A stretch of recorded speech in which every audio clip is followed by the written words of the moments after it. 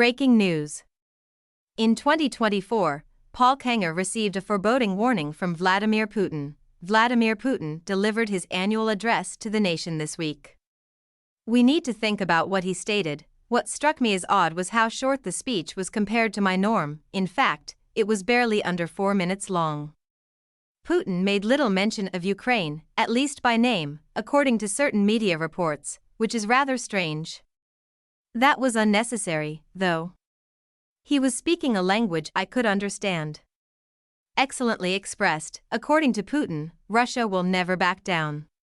Putin adamantly stated, "We have repeatedly proven that we can solve the most difficult problems and will never back down because there is no force that can separate us." According to Reuters and other interpretations, Putin actually said that Russia will never retreat rather than will never back down. A more incisive interpretation appears in the second translation. Putin will not withdraw from Ukraine, regardless of how severely he is losing territory. As I have been stating for more than a year, toil and war will bring Russians together, Putin promised, a profound comprehension of the highest importance of the historical stage through which Russia is passing, as well as the fate of the fatherland, is what brought us together and continues to do so. By the way, which era are we talking about? It is absolutely true. Putin thinks of himself as a legendary figure in Russia's past. He has always dreamed of bringing the fatherland together. For that, occupying Ukraine is essential. This pivotal juncture in that illustrious endeavor, in his view, is certain to collapse. Putin gives his troops high marks for that. To everyone who is at a combat post, at the forefront of the fight for truth and justice, "You are our heroes, our hearts are with you," he said, pausing to praise his frontline soldiers. "You have our utmost respect and admiration for your bravery. Since invading Ukraine, Putin has subjected those lads to unimaginable suffering." The fact that Putin was surrounded by military last year during this yearly speech is telling. The Kremlin served as his sole visual accompaniment this year. It is fitting that those soldiers are not standing by Putin this time, considering the number of casualties. U.S. intelligence estimates shared with Congress were cited by the Wall Street Journal as saying that the conflict in Ukraine has devastated Russia's pre-invasion military machine, meaning that thousands of battle tanks, almost two-thirds, have been destroyed and about 90% of Russia's pre-war army has been killed or injured.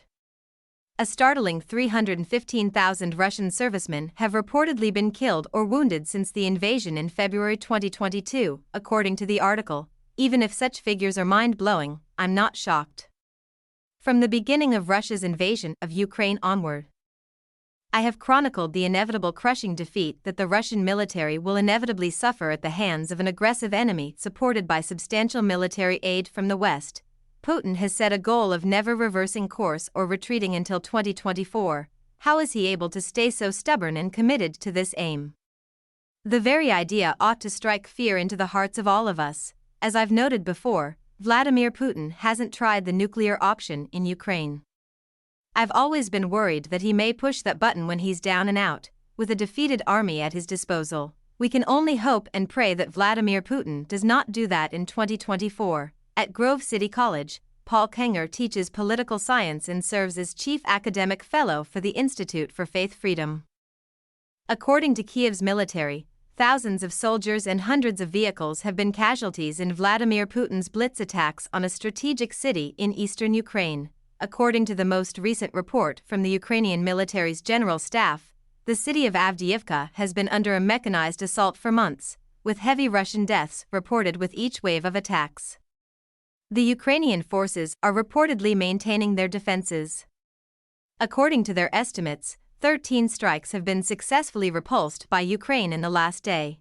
The attack on Avdiivka started in October, and according to the most recent U.S. estimates, about 13,000 Russians have killed. Michael Kaufman, a leading expert on the conflict between Russia and Ukraine, claims that the Russian casualties in the first 3 weeks at Avdiivka are on par with those in the months-long counteroffensive launched by the Ukrainians last year. Russian vehicle losses are considerable, and the assault on Avdiivka has also involved tanks and armored personnel carriers. Approximately 5 battalions worth of vehicles were destroyed in the area surrounding the city between October 10 and November 28, according To Ukrainian military expert Tatarigimid, on Thursday, Britain denounced what it deemed as Russia's choice to strike Ukraine using ballistic missiles supplied by North Korea. We strongly believe that North Korea should immediately stop supplying weapons to Russia, stated a representative for the UK's Foreign Office. The Russian Defense Ministry announced on Thursday that Russia has shot down 10 Ukrainian air-launched missiles over Crimea, continuing a trend of long-range aerial assaults between the two countries as ground combat remained essentially even. Regional Governor Mikhail Razvozayev reported that one person was injured when falling debris from a crashed aerial target hit Sevastopol, the biggest city on the Crimean Peninsula, which is under Russian annexation. Throughout the day, Russian military bloggers shared footage of Sevastopol's air raid sirens screaming, and the bridge that links the peninsula, which Moscow unlawfully acquired 10 years ago, with Russia's Krasnodar region was closed to traffic.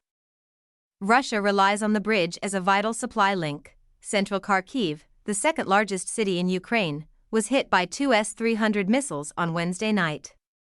The city has been subjected to nearly daily aerial attacks for the past week, according to Regional Governor Ola Sinihubov.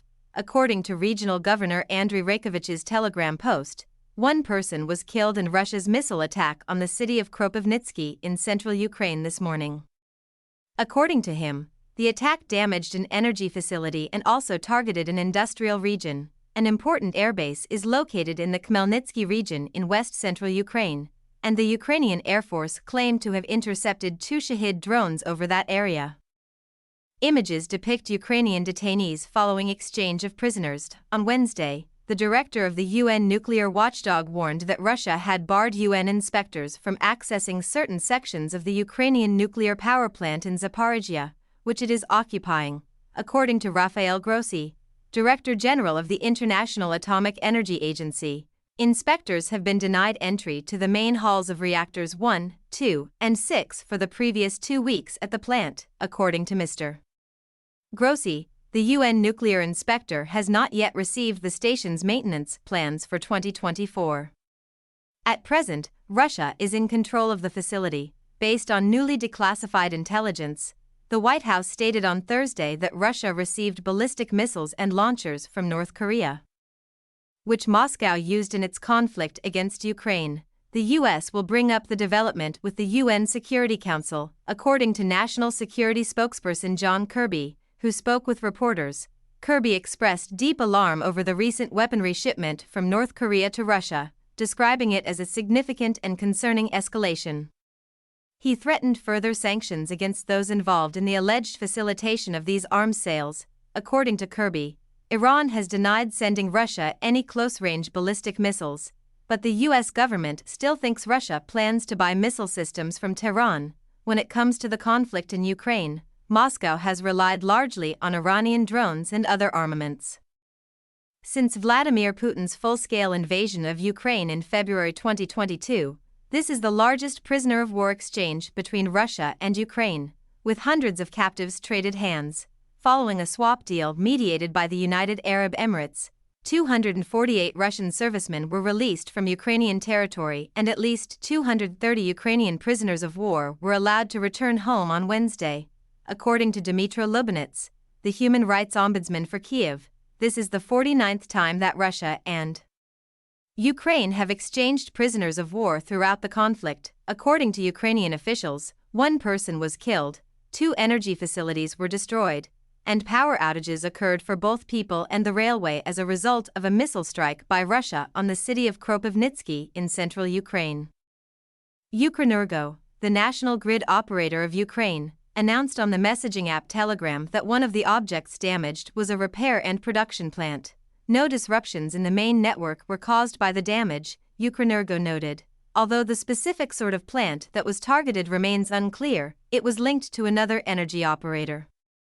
The Energy Ministry released a separate statement stating that technicians were hard at work repairing the damage done by the attack and restoring electricity to the railway and household consumers. Regional Governor Andriy Rakovich stated during a briefing that Russia likely used an X-59 missile. The casualties included regular working folks. Sadly, one of the employees passed away.